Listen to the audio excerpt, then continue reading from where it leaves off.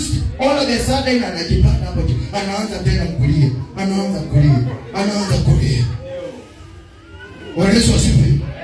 Kaa kawaida, hata kama unakula kuku daily, kaa kawaida. Kaa na majirani kawaida. Kaa na wafanyakazi wenzako kawaida. Hata kama uko na roho na winga ndani ya kanisa, wale kaa na hao walevi kawaida. Wahubirie mambo mazuri, Jehova akaweza kuokoa. Haleluya. Usianze kuziposha mimi ndio sasa kuwito. Mimi ndio wakunena kiroho. Mimi ndio wakusema. Nani amesema? Biblia inasema ukisema wewe ni mkamilifu unajidanganya. So hakuna mkamilifu hapa. Wote ni kutubu na kunyenyekea kila siku na mchana. Bwana Yesu asifiwe. Sio tukae tu simbo. Hata kama uko na nini wewe kaa tu simbo. Bwana Yesu asifiwe. Mungu akikuona anakuinua. Na wewe sijui unainuliwa.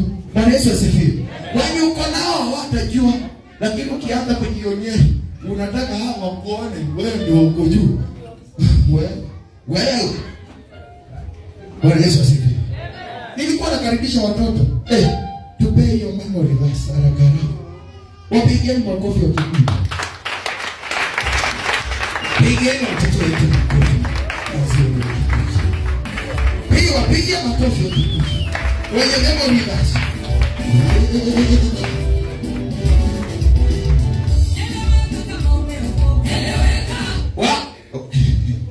Eleweka kama umeokoka, sivyo? Bwana Yesu asifiwe. Piga makofi vizuri. Umefika. Wapigieni makofi tafadhali. Wapigieni watoto wetu makofi. Praise God. Amen. Praise God again. Amen. My verse comes from the book of Romans chapter 10 verse 13. It says,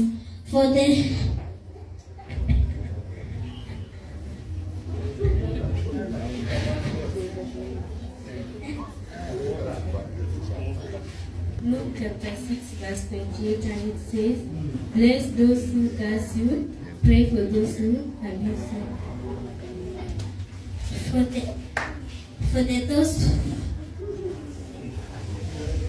Pigeni makofi.